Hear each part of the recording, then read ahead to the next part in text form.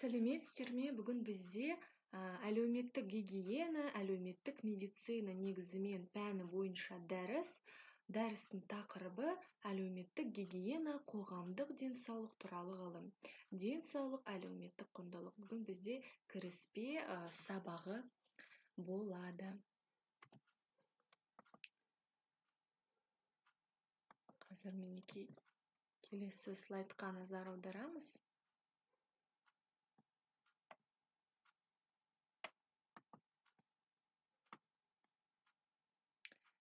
Жалпы денсаулық өте күрделі дәреже жеке тұлғаның әрекетінің және қоршаған ортаның құрылу шартының нәтижесін ұсынады. Оның тіршілік әрекетінің және толығымен әлемді түйсінудің басты себебі. Денсаулық проблемасы Авиценна мен Гиппократ өмір сүрген кезде ақ көтерілген. Сол кезде Галеннің ұғымында үшінші күй денсаулық пен аурудың арасындағы өтпелік жайлы түсінік қалыптасты. Ол енді тарих жағынан алатын болсақ, денсаулық туралы ілімнің негізін қалаушы ретінде Лазаревтің шәкірті Брехман есептеледі. Алғаш рет 1980 жылғы арктикалық сау адамдардың денсаулығын сақтау және нығайтудағы методикалық негізін құрылады. Ол денсаулық жайлы ғылым тек бір ғана медицинамен ғана шектейтін дәлелдеу, ал медицина зоология, биология, психология, педагогика және тағы басқа ғылымдармен негізінде құрылуын интегралды болады деп көрсетеді. 1987 жылы осы мәселе бірінші валеология кіріспе денсаулық туралы ғылым еңбегін жарыққа шығады. Сол мақсатта валеология деген валео, яғни аударғанда аман сау болу деген мағынаны білдіреді. Осы термині жарыққа шығады, сол мақсатқа сол уже енгізеді. Осы жылдары валеология орталықтары белсенді түрде ашылып дами бастады. 80-ші жылдардың аяғында қайтадан реанимировался, сонология деген терминдері денсаулық салауатты өмір категориясының енгізіледі. Осы мәселелерді жариялап шығады. Ресейде сау әлем қоғамдық қозғалыстар құрылады, пайда болады. Шетелде денсаулық туралы оқытуда ұқсас бағыттары болады.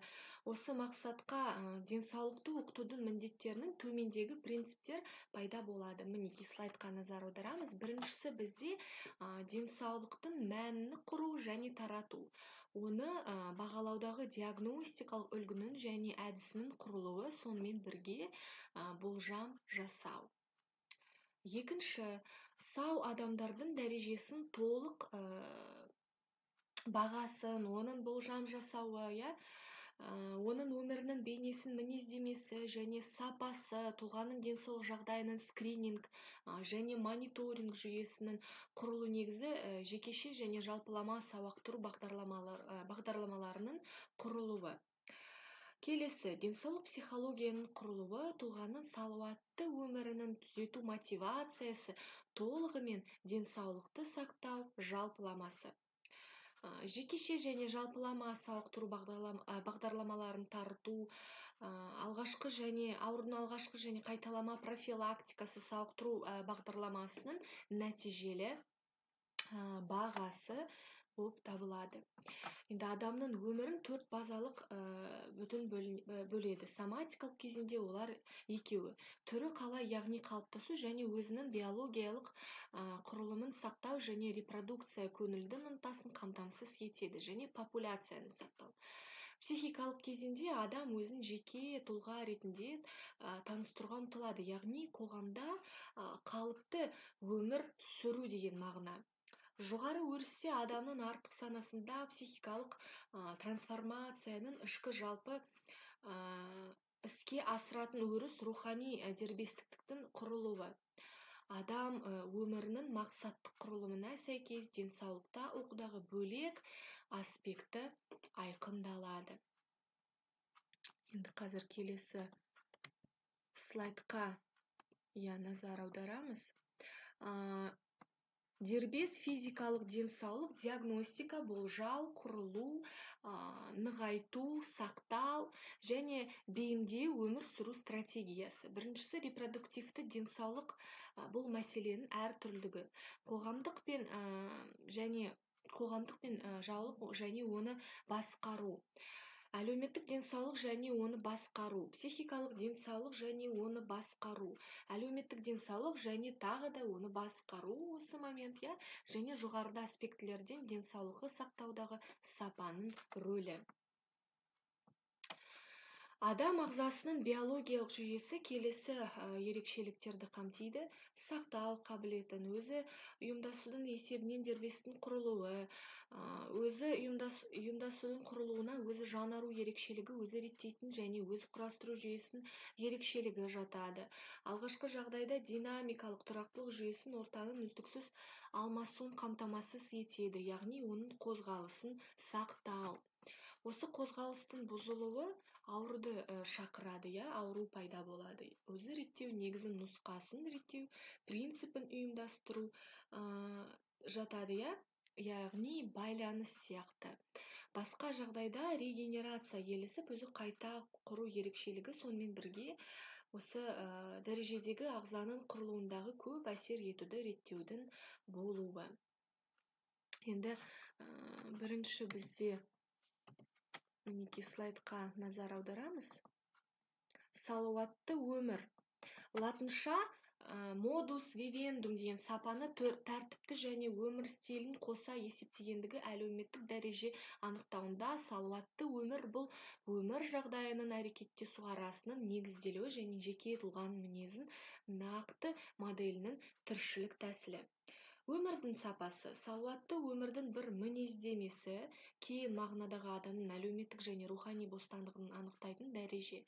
Қалайтын және қаламайтын жағдайдың тарауынан бейнелейтін жеке тұлғаның тіршілігін қостауы, білім алу, орташа тұрақпен қамтылуы, тұрмыс техникасының және автотранспорттың болуы. Өмір сапасының мінездемесінде өмір индикатор пайдаланады. Осы себепте өмір сапасын сұраныс дәрежесі мен адам қажеттілік қанағаттыру жабдықпен анықталады. Келесі ол өмір дәрежесі адамның экономикалық мүмкіншілігіне байланысты. Адамның осы екі көрсеткіш қоғамның және әрбір отбасының өмірінің материалдық, экономикалық, әлеуметтік жағдайы екенін білу қиын емес. Келесі өмір стилі. Қазір слайдқа назар аударамыз. Өмір стилі. Жеке бастық мінезінің психологиялық және психофизиологиялық ерекшелігінің негізінде қалыптасады, яғни өмірдің жиынтығы. Осы берілген концепцияға сүйене отырып, салауатты өмір салатын құру үшін мінекей слайдқа назар аударамыз.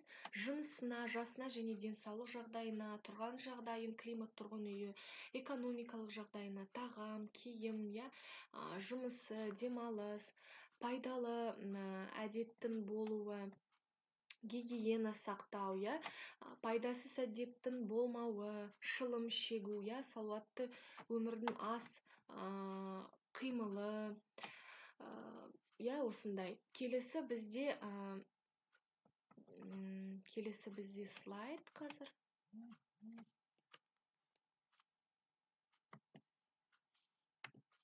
Келесі. Денсаулықты қалыптастыру. Денсаулықты қалыптастыру, яғни осы өскелі ұрпақтың өсуі және даму, осындай шаралар жинағы.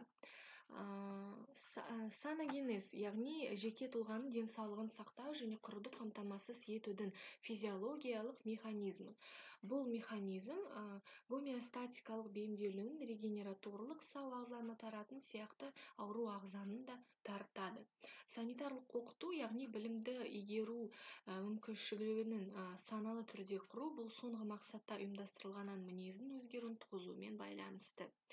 Келесі медико-санитарлық сенім, денсаулыққа құрылған оқиға мен факторының салдарынан жеке тұлғаның сенімділігі, жаңалық үлгісі. Бұл денсаулық жайлы айтқанда санамызға дефенс ұғымының қарсы мағынасы ауру келеді. Ауру бұл ағзаның қалыпты тіршілігінің бұзылуы. Бұл адам ағзасында болатын эндогеннің немесе ішкі ортада болатын экзогендік нәтижеге әсер ететін функционалды немесе морфологиялық өзгеруге негізделген фактор, басталу фактор. Халық денсаулық жекеше немесе популяциялық немесе қоғамдық денсаулық құрылы Лисициннің 1982 жылғы осы кітабында ойынша қоғамдық денсаулық жеке дара денсаулықтың біртұтас белгілерін интегралдауды. Осы көп елдеріне таратылған анықтамасындай популяциялық қоғамдық денсаулық деп осылай мағынаны берді. Келесі топтың көрсеткіштігінен мінезделеді. Былай, мінекей слайдқа назар аударамыз.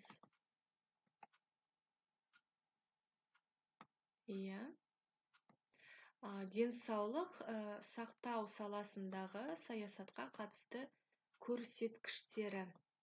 Өздеріңізге пометка ретінде жазамыз.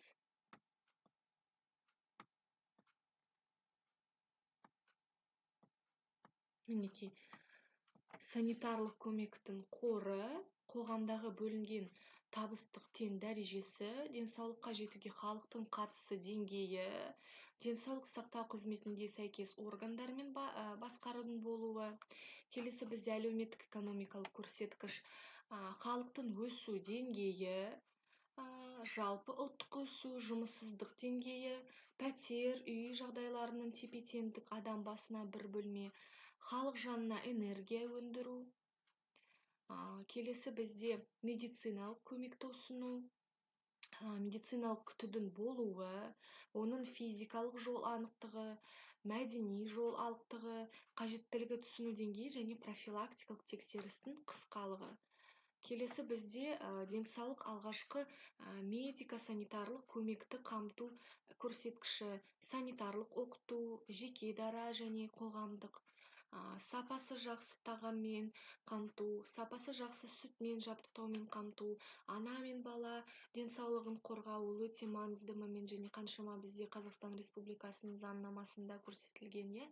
Отбасын жоспарлау, негізгі жұқпалы ауруларға қарсы иммунитеттеу, негізгі дәрі-дәрмектермен жабдықтау, негізгі аурулармен жарақат алуды емдеу мүмкіншілігі, қоғамдық денсаулық көрсеткіші, жаңа туған баланың дене салмағының үлесі 250 грамм кем емес. Балалар мен жасөспірімдердің өзінің салмағының үлесі процент жас нормативтерінің сәйкестігі. Балалар мен жасөспірімдердің психофизикалық даму көрсеткіші, бала жастағы өлу деңгейі, өсу кезіндегі өсу деңгейі. Кешірім өтінем. Келер өмірдің орташа ұзақтығы, жеке аурулардан, аналардың өлуі, жеке аурулардан өлу, ол да статистика.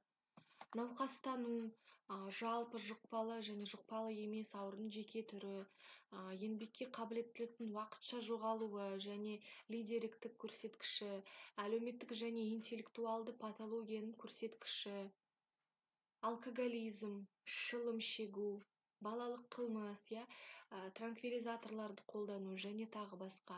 Осы адам валеологиясы, өмір философиясы трилогиясының авторы Цельдің жасауымен валеологиялық және емдеу әрекетінің жүйесі құрылды. Ол денсаулыққа негізгі интегративті валеологиялық жақындауға қызмет етеді. Қазір осы мен атап өткендей слайдты сендерге көрсетемін.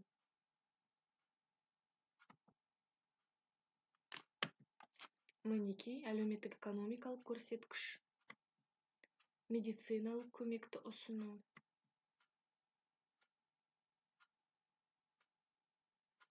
санитарлық көмекті қамту көрсеткіші, мінекей, қоғамдық денсаулық көрсеткіші, Иә, және де тағы бір алып қосарым ақпарат бар қазір. Иә, жалғастырамыз. Осы слайдқа назар аударамыз. Жалпы гигиена, иә, осы термин емдеу, денсаулыққа келеді деген мағынаны білдіреді, иә, грек сөзінен аударғанда гигиенус. Профилактика деген ұғым.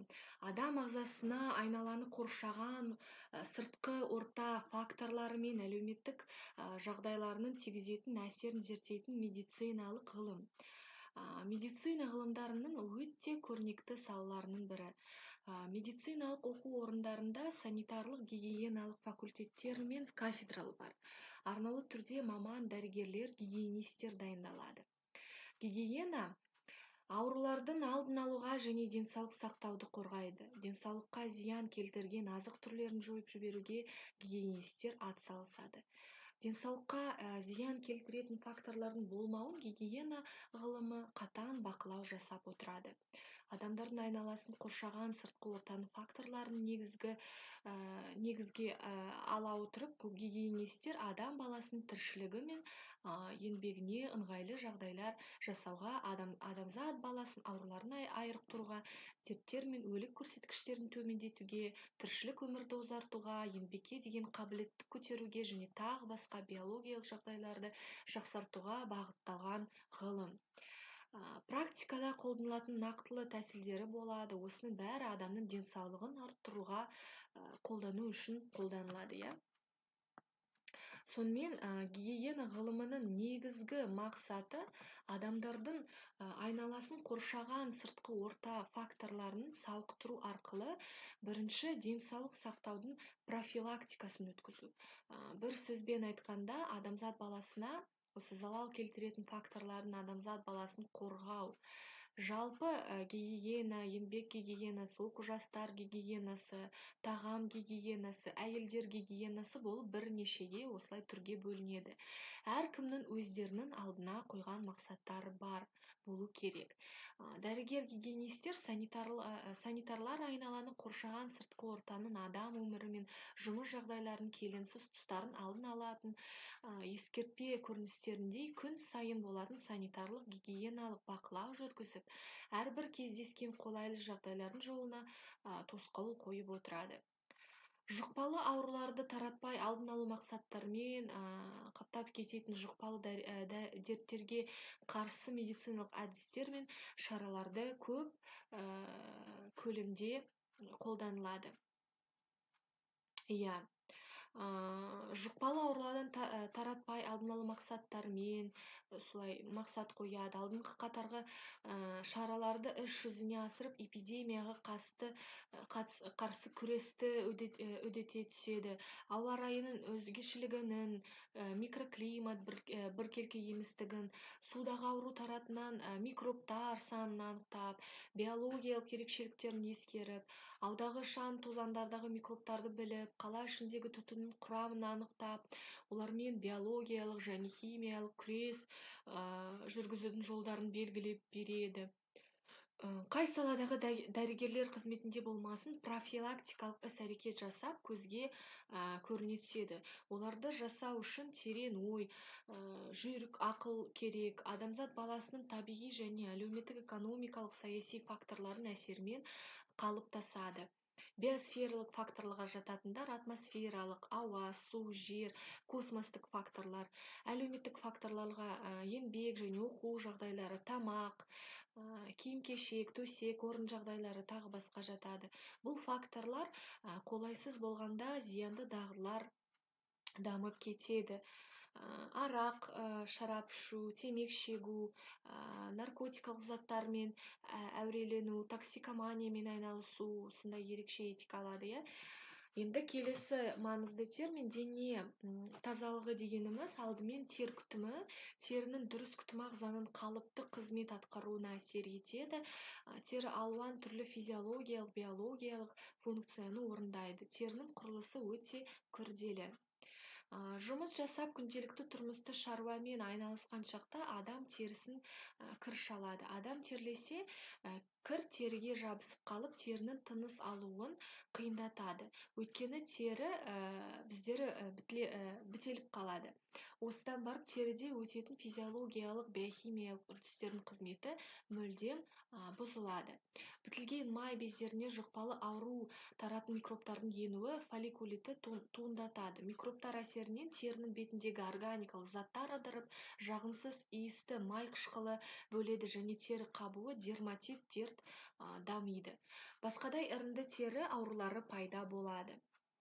Тәуліктік осы тер гигиенасы үшін неше түрлі тәсілдер қолданылады. Олардың ішінде теріні тазалықта ұстау үшін денені иісі жақсы сабынмен сабындап жуу керек.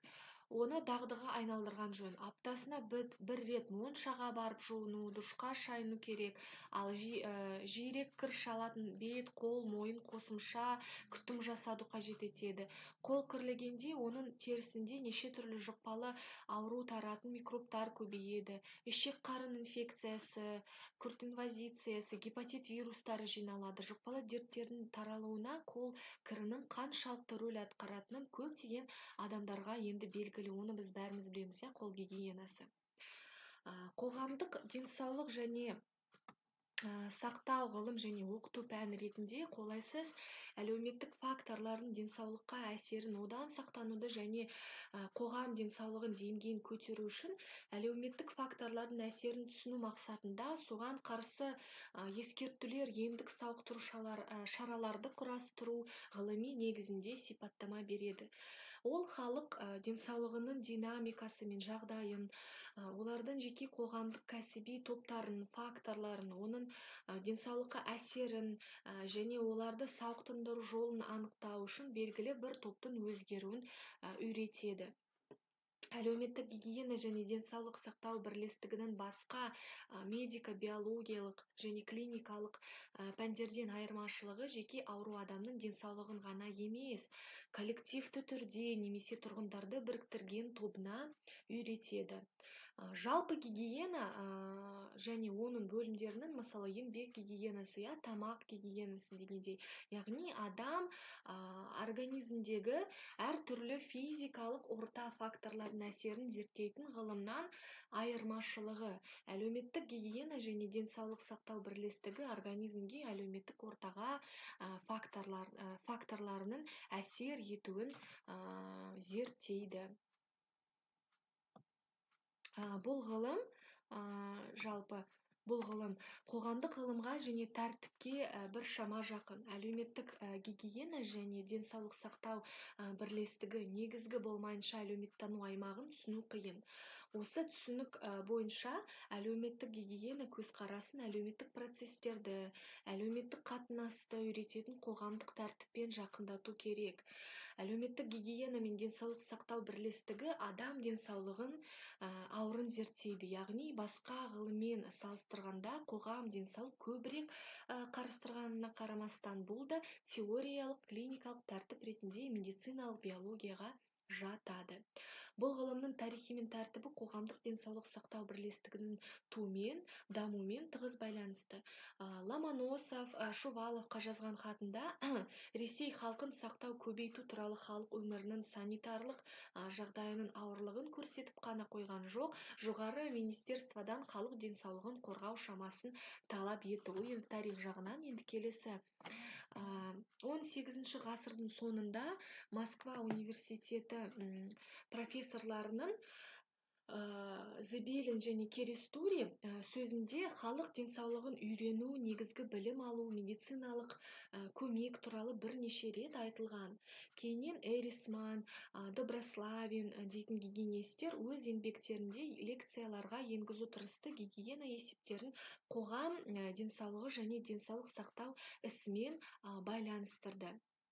Эрисман, Жванков, Тизяков, Новосельский және басқа медицина негізін қалаушылар өздерінің зерттеулерінде қоғам денсаулығы мен денсаулық сақтау ісін ғылыми анализ негізінде түсіндірді. Одан басқа 19 ғасырдың соны, 20 ғасырдың басында бірқатар ғалымдар қоғамдық денсаулық сақтау ісі және халық денсаулығы бойынша дәріс курстарын оқыды. Мәскеу, Петербург, тағы басқа осындай осындай үлкен қалалардағы университеттердің алғашқы ұстаздары Корчак, Чепурковский, Шингарев, Тарасевич, Игумнов осындай ғылымдар мұғалімдер болды. Әлеуметтік гигиена бойынша бастапқы ғылыми оқудары орындары 19 ғасырдың соңында Германияда пайда болды. Осы жерде 1900 жылдан бастап әлеуметтік гигиена бойынша алғашқы журналдар шыға бастайды. Ресейде әлеуметтік гигиена кафедрасы 1922 жылы Мәскеулік университетте құрылды және оның негізі қалаушы Семашко болды. Кейіннен барлық оқу орындарында медицина институттарда ашыла бастады. Одан басқа әлеуметті гигиеналық зерттеулер біздің елімізде өлкелік патология институтына жүреді.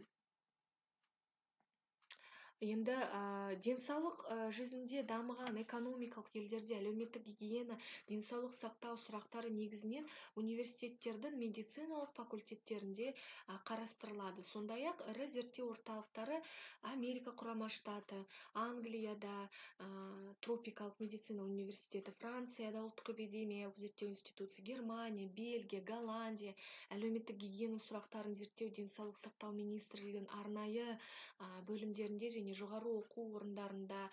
Қазіргі жағдайдағы халық жағдайы жақсарту процестерінің күрделенуі, оның барлық әлеуметтік экономикалық системаларының байланыстылығы, денсаулық сақтаудың жаңа формаларын ұйымдастыру, әлеуметтік медицинаға дейін көзқарасты кеңейтті.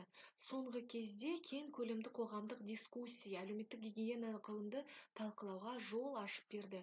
Дегенмен де бірнеше жыл артта қалғандықтан тұрғындар денсаулығын жан-жақты жеткілікті оқып үйрену қиынға түсіп отыр.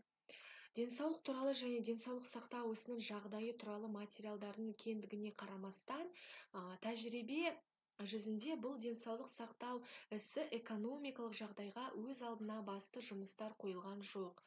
Соңғы 10 жылдықта медициналық көмекті жалақысыз дамыту мемлекеттік жемістік ретінде үлкен өзгерістерге, эволюцияға ұшырап отыр. Жалпы сонымен халық денсаулығы бір мезгілде әлеуметтік биологиялық, геофизикалық тағы басқа факторларға әсерін сипаттайды. Қауіпті факторлар сырқатталғанын қоздыруға және дамытуға мүмкіншілік туғызатын биологиялық, генетикалық, экологиялық, әлеуметтік, сондай қоршаған орта салауаттыққа потенциалды қауіпті бар факторлар. Салауаттық сапасы, өмір сапасынан қоғам салауаттылығының сандық және сапалық жинақтау бағалау деп түсінуіміз керек. Әлеуметтік медицина және денсаулық сақтау жүйесінің басқару мәні пән ретінде болашақ дәрігерлерді саналы дайындау, бір ғана диагнозды дұрыс қою, емдеу ғана емес, медициналық көмекті жоғары деңгейде сапалы ұйымдастыру осындай мағынада болу керек, осындай міндет қоюымыз керек. Әлеуметтік мәселелермен кезінде Гиппократ, Авиценна, Аристотель, Визахи, осындай тағы басқа ұлы ғалымдар айналысқан.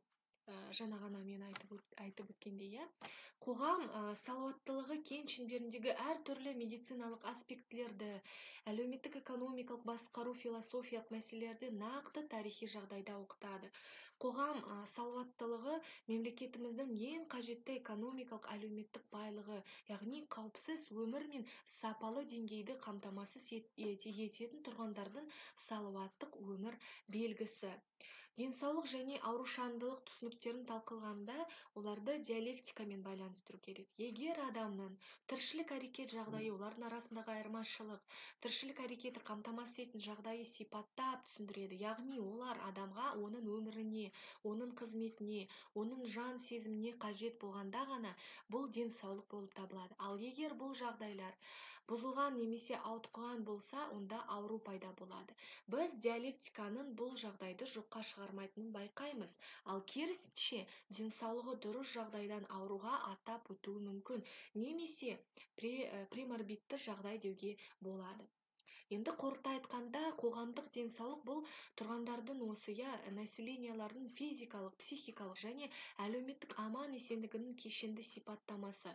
Азаматтардың салауатты өмір салтын сақтау, аурулар мен жарақаттардың алдын алу, сонымен қатар қоршаған орта қолайсыз факторлар әсерінен алдын ала қоғамның күш салуын көрсетеді. Қоғамдық денсаулықтың қозылмалығы және патология типтерінің өзгеруі медицина саласының бірі және оқу пәні ретінде қоғамдық денсаулықтың алдына жаңа мақсаттар мен міндеттер қойылу керек. Оны жаңа формациядағы болашақ мамандар шешуі тиіс.